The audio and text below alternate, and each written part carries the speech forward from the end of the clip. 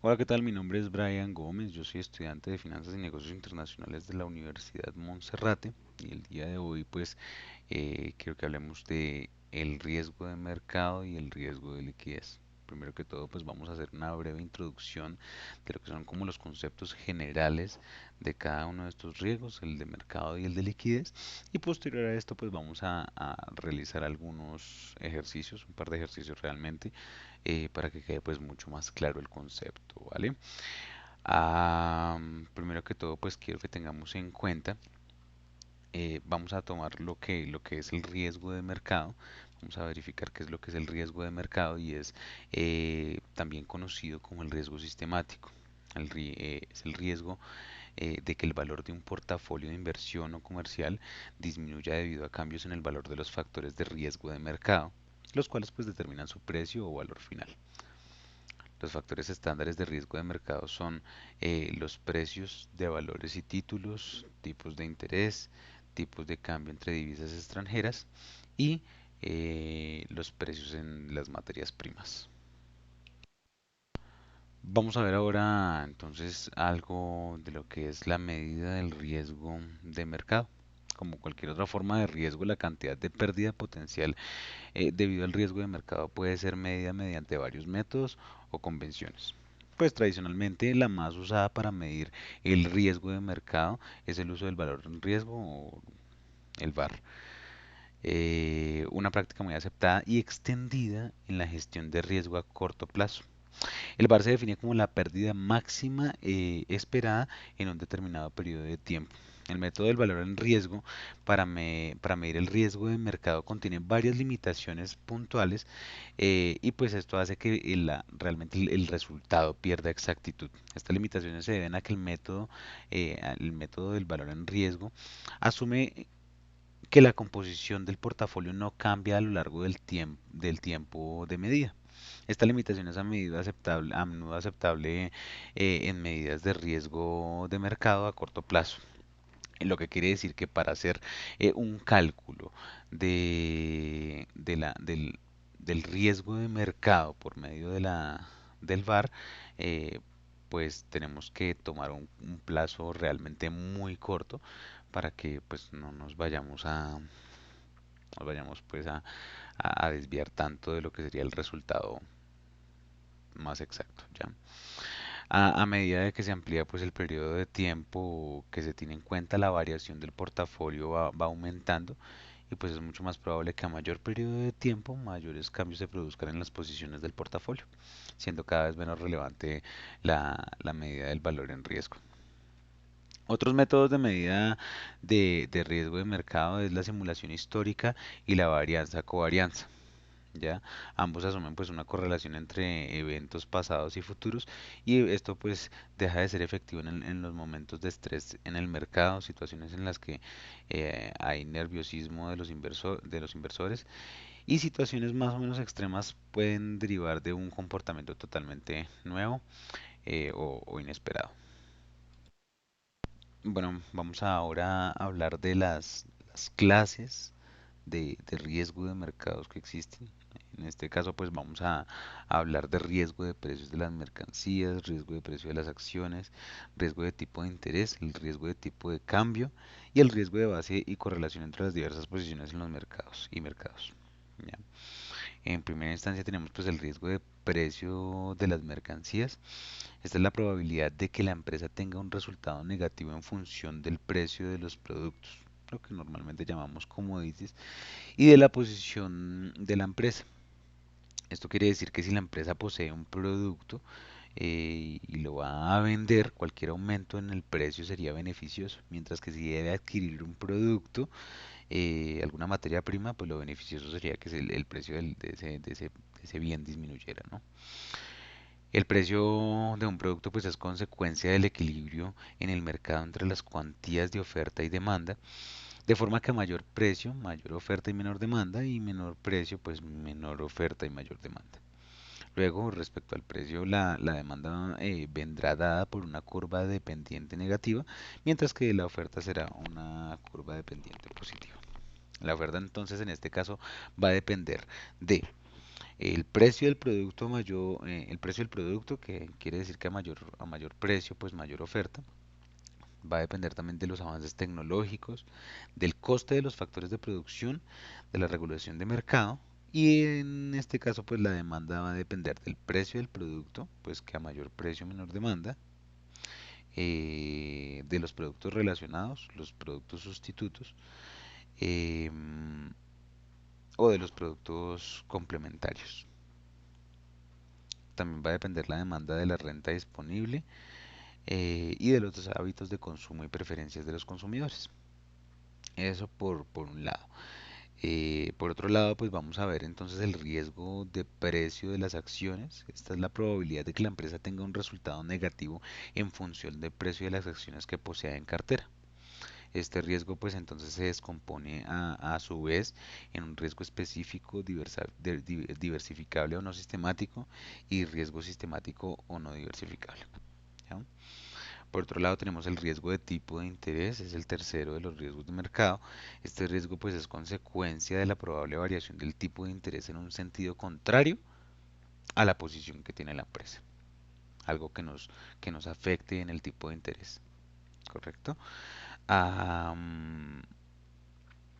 el cuarto sería el riesgo de tipo de cambio. Esta es la pérdida potencial como consecuencia de las variaciones de tipo de cambio. Es decir, según su volatilidad, la volatilidad que es un término que más adelante veremos, y la posición que tenga la gente en cada divisa. Entonces, en toda empresa pueden diferenciarse diferentes tipos de riesgo de cambio. Puede ser riesgo de cambio, perdón, riesgo contable, riesgo económico o riesgo transaccional. Y por último, entonces tenemos el riesgo de base y correlación entre las diversas posiciones y mercados. La base se define entonces como la diferencia que existe entre el precio de contado y de futuro de un mismo activo como consecuencia de que el precio futuro, de que el precio de futuro incorpora el coste de financiar los recursos necesarios para adquirir el activo y mantenerlo hasta el momento futuro en el mismo precio. Ya lógicamente pues que a medida de que transcurra el tiempo pues la base converge hacia el precio de contado. Esto quiere decir que llegado el momento futuro, el precio de contado y el contrato de futuro coinciden, ¿ya? Puesto pues que el futuro, puesto que el futuro se ha transformado en contado. El problema estriba en que dicha convergencia no es lineal. Eso quiere decir que la relación de los precios al contado y a futuro no es igual ante cambios en las condiciones del mercado, lo que puede pues originar bien sea o pérdidas o ganancias. Pero pues acá pues solamente vamos a hablar solo de pérdidas porque es lo que, lo que nos interesa el riesgo como tal. Bueno, y ahora por último, entonces tenemos tres conceptos que debemos tener en cuenta para poder generar lo que es la fórmula del VAR y desde luego pues poder hallar en cualquier caso cualquier riesgo, bien sea de mercado, bien sea de liquidez, de crédito, lo que queramos hacer. Debemos tener en cuenta desde luego pues tres conceptos. El primero es el de volatilidad, el segundo es el de probabilidad y el tercero es el de la correlación. El término volatilidad, pues debemos tener en cuenta que es como una medida del nivel de dispersión de un activo frente a su valor promedio. Con la volatilidad, pues se nos va a permitir a nosotros medir la variabilidad, eh, por redundante que suene, de una variable. ¿Ya? Entonces, si tenemos un valor promedio, pues vamos a ver qué tan alcista en algún momento o qué tan bajista fue, que fue el comportamiento de tal activo.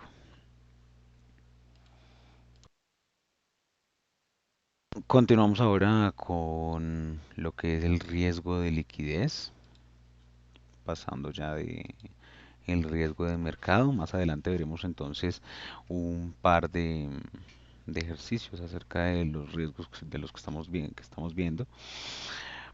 Vamos a tomar primero que todo como la posibilidad de pérdidas económicas debido a eventos adversos, la definición de riesgo, ¿no? Esta pues es la definición que se da de acuerdo con el reglamento de la Administración Integral de Riesgos, eh, el acuerdo de su jefe. Mm, Esa misma norma expone que las entidades financieras pueden enfrentar diferentes tipos de riesgo, tales como el riesgo de crédito, el riesgo de precio, el riesgo de tasas de interés, el riesgo de tipo de cambio, el riesgo de liquidez, entre otros tipos de riesgo. Por su parte, el Comité de Provisión Bancaria de Basilea define la liquidez como la capacidad de una entidad para financiar aumentos de su volumen de activos y para cumplir sus obligaciones de pago al vencimiento sin incurrir en pérdidas inaceptables. Así que entonces el riesgo de liquidez consiste en la posibilidad de que se tenga una pérdida económica causada por no contar con fondos suficientes, de manera que no se podría cumplir las obligaciones contraídas de acuerdo con los términos que se hayan pactado.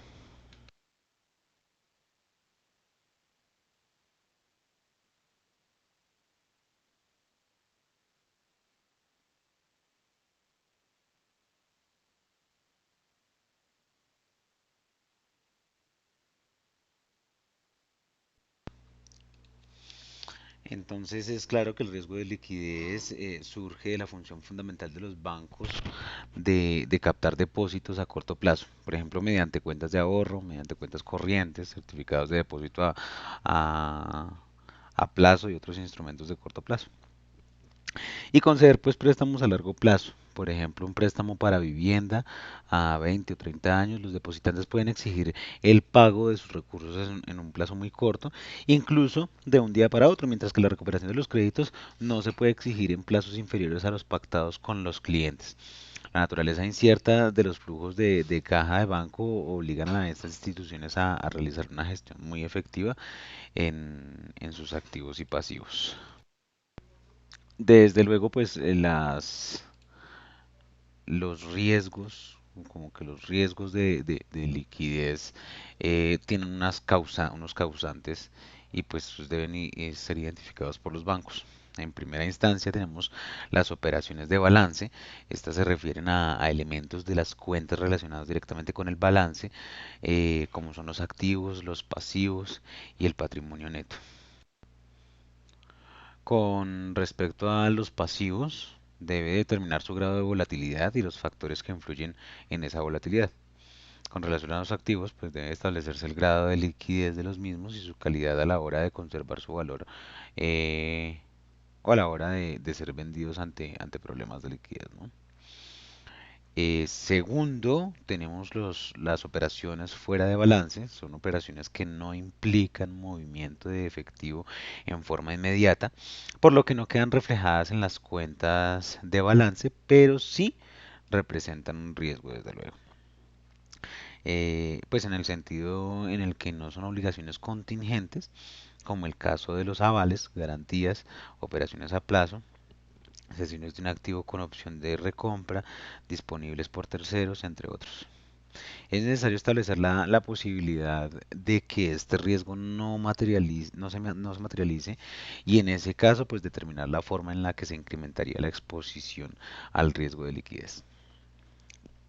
Por otro lado tenemos entonces el flujo de efectivo desprendido de los dos anteriores, la identificación del riesgo de liquidez. La identificación del riesgo de liquidez requiere pues una comparación de los vencimientos de los flujos de los fondos procedentes tanto de las operaciones activas y pasivas como aquellas fuera de balance para identificar la eventual existencia de desfases en el futuro. También tenemos las fuentes de obtención de liquidez. Además de determinar la liquidez de los activos, es necesario identificar entonces si se cuenta con fuentes de liquidez adicionales, tales como líneas de crédito de bancos, líneas de crédito de bancos internacionales, financiamiento por parte del Banco Central u otros recursos que estuviesen pues disponibles en caso de necesidades de efectivo. Y pues por otro lado es muy importante conocer el costo de las distintas fuentes de financiamiento. Eso, y por último, entonces tenemos la interrelación de riesgos de liquidez con el resto de los riesgos bancarios. Eh, pues tenemos que saber que el riesgo de liquidez podría estar relacionado con el riesgo de crédito, el riesgo de concentración, riesgo reputacional, el riesgo de fraude, riesgo de mercado y otros riesgos financieros y no financieros. Todos están como correlacionados.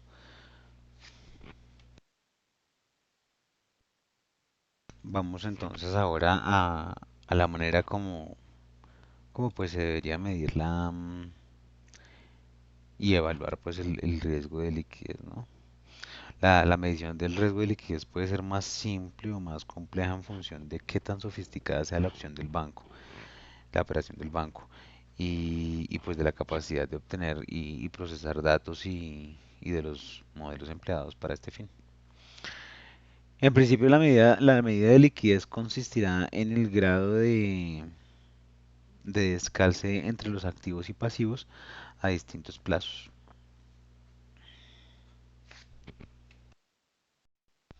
Bueno, ahora volvemos, vamos a verificar cómo podemos hallar el riesgo de mercado que hay en las acciones de Apple, eh, pues para poder hacer una inversión en el portafolio de inversiones de Apple. Eh, pues esto lo vamos a hacer por medio de la fórmula del bar. Estuve mirando a la página de Yahoo. Ellos dan los históricos. Ellos dan los históricos del precio de las acciones, tanto de Apple como de Ecopetrol, del Dow Jones. Entonces, podemos de ahí sacar las bases de datos. Yo en mi caso saqué esta de el histórico de Apple desde el 1 de enero del 2014, desde el 2 de enero del 2014 hasta lo que fue el 23 de mayo de este año. Perfecto. Un reporte diario, pero realmente creo que nos vamos a centrar solamente en el ajuste de cierre que se le hizo o que se le ha hecho a la acción. ¿Correcto? Vamos a ocultar entonces esta y nos vamos a centrar en la del ajuste de cierre. Esta realmente entonces ha sido, ha sido como el histórico. A ver, vamos a quitarle un par de decimales a esto.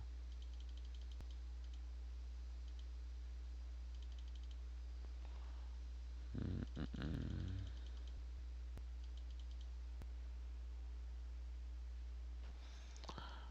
¿Dónde voy a buscar esto?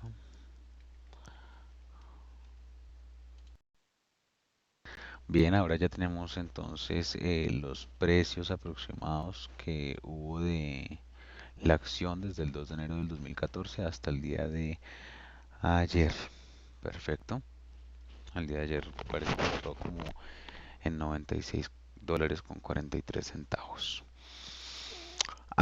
Primero que todo, pues vamos a hacer una tabla acá en este ladito.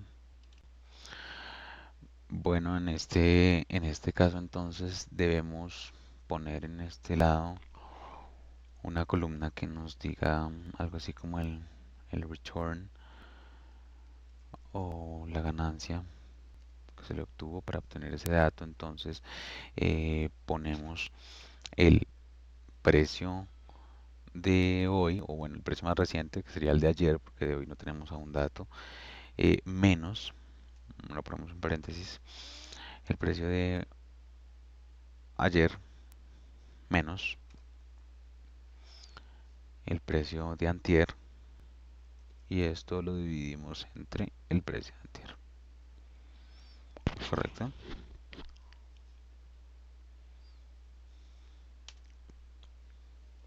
Eso debería dar un porcentaje.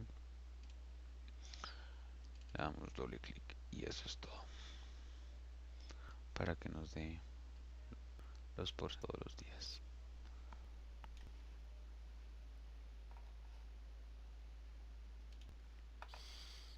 Perfecto, en este caso entonces vamos a copiar todas las celdas, solamente los valores, porque entonces nos puede producir un error. Lo copiamos y lo pegamos en la celda siguiente, puede ser. Vamos a pegarlo acá, pero entonces le damos en opciones de pegado y solamente los valores. Perfecto. Porque nos va a dar error. En caso tal de que no sea así, nos va a dar error.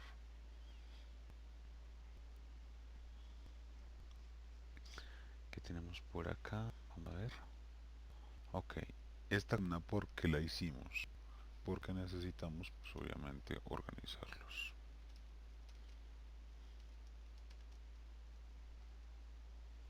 Ganancias. Perfecto. Entonces seleccionamos todos, menos el último, pues porque nos va a dar error.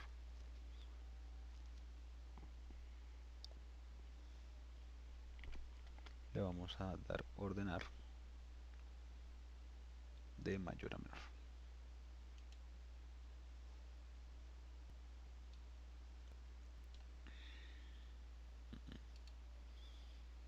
Darle de menor a mayor. Ok. Así es que lo debemos hacer. Perfecto. En este caso entonces vamos a excluir esta celda porque realmente ya no la necesitamos. Solamente vamos a necesitar el ajuste de cierre eh, y las ganancias organizadas. Perfecto. Vamos a hacer entonces ahora un conteo. Esto lo extendemos acá. Perfecto. Y ahora vamos a hacer un conteo entonces de todas las ganancias. Vamos a hacer un conteo total.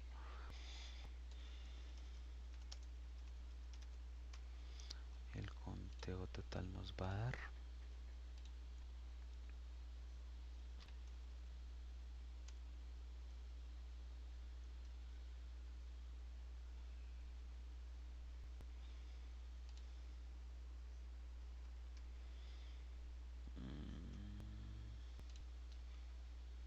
esta.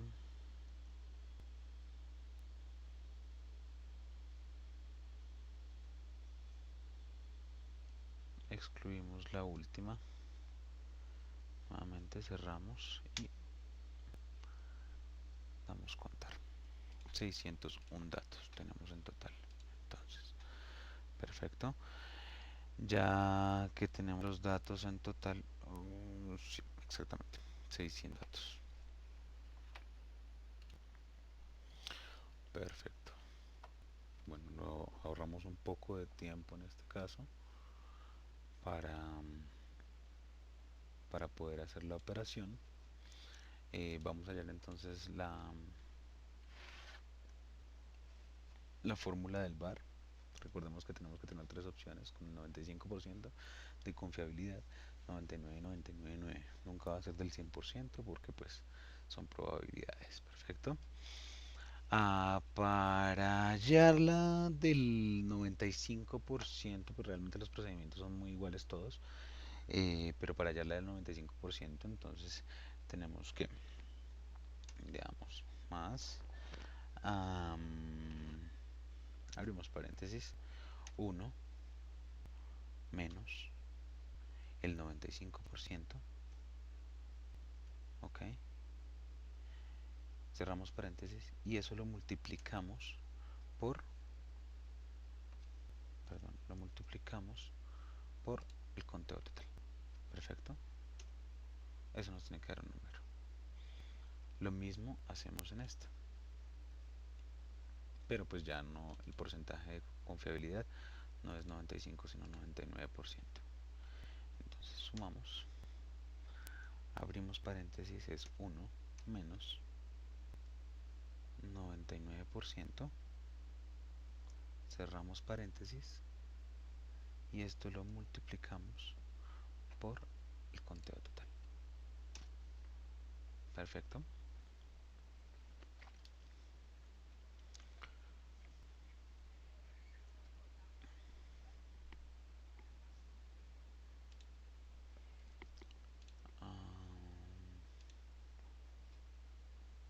Resultado. ese es el número. Ahora vamos a hacerlo de este. Esta es más uno menos el 99.9%. Cerramos paréntesis y esto lo multiplicamos por el conteo total.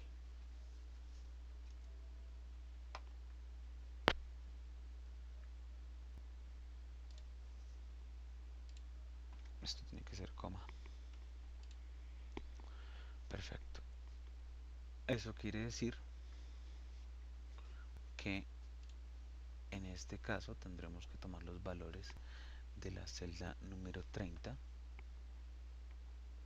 que debería ser esta. Esta es la ganancia para este lado. Para esta debería ser la número 6. Número 6. Recordemos que el conteo es este, no el de este lado.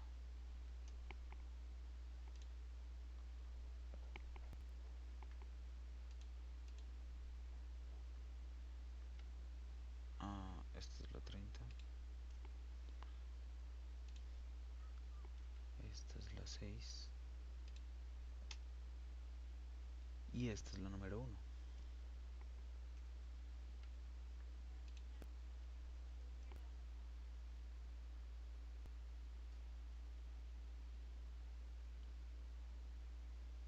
Porque es la que está más aproximada.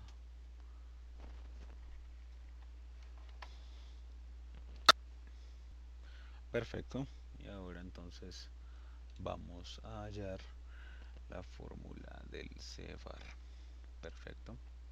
Pues primero que todo tenemos que decirle que nos divida 1 entre este número. Cerramos paréntesis y eso lo multiplicamos las veces que sea la suma de este término, que es el primero, hasta el 30, que debe ser este. Cerramos paréntesis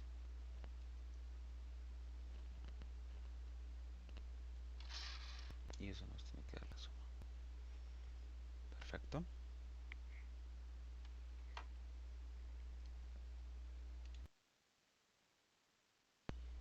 Perfecto. Ahora vamos con la calculación del CEBAR con 99% de confiabilidad. Entonces le decimos al Excel que nos divida el número 1 entre este número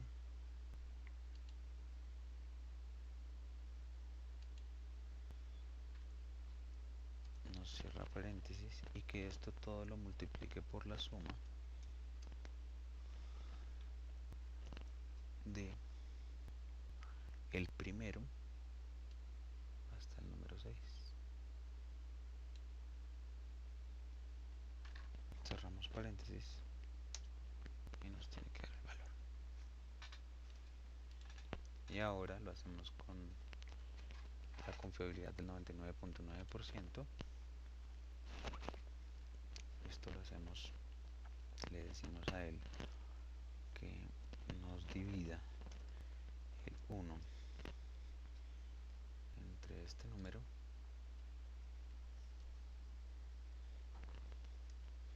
y que esto lo multiplique por la suma de este.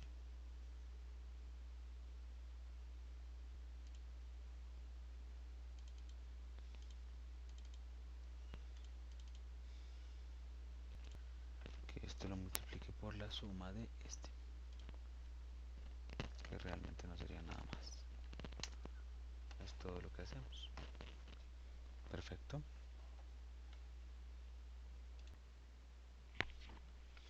Perfecto. vamos a pasar entonces esto a porcentajes, solamente como por estética. Eh, Perfecto.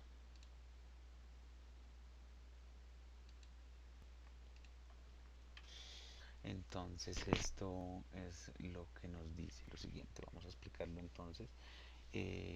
Con la del 95%, el bar de 95%, pues nos dice que solamente hay un 5% de posibilidades de, de que haya una pérdida del 2.5%, del 2.5% de la cartera. Igualmente que nos dice que puede haber solamente un 1% de probabilidad de que la pérdida de la cartera al día pues sea del, del 4.23%. Y nos dice que solamente hay una posibilidad del 0.1% de que la pérdida sea total en el día. Perfecto. Ya lo que nos dice el CEBAR es pues que en el peor de los casos, lo que más puede llegar a perder, puede haber un 5% solamente, en que llegue a perderse, en que llegue a perderse 6.78%. Perfecto, un día. Solamente hay un 1% en el que la pérdida sería diaria de aproximadamente 21.6%. ¿Correcto? Y en ese caso, eso, lo que estamos hablando ahí es de pérdidas medias. Entonces, eh, podríamos decir que en el del 95% solamente hay 5% de posibilidades de que la pérdida media sea de 6%, 6.78%. En este igual del 21.6%, y en este entonces sería solamente que hay un 0.1% de posibilidades de que la pérdida media sea de más del 100%, del 166%. Perfecto. Recordemos que estos datos deben tomar históricos. Entre más datos tengamos del histórico de las acciones o del portafolio al que vayamos a acceder, pues pues nuestro cálculo va a poder ser mejor y pues va a poder tener mayor confiabilidad. Perfecto. Muchísimas gracias. Esto fue una breve introducción de lo que podríamos hacer con nuestro riesgo de mercados y riesgo eh, de crédito. Bueno, de crédito no tanto, lo explicamos más bien como el riesgo de mercados. Pero pues se le hizo una breve introducción. Muchísimas gracias. Recuerda que soy Brian Gómez. Que esté muy bien.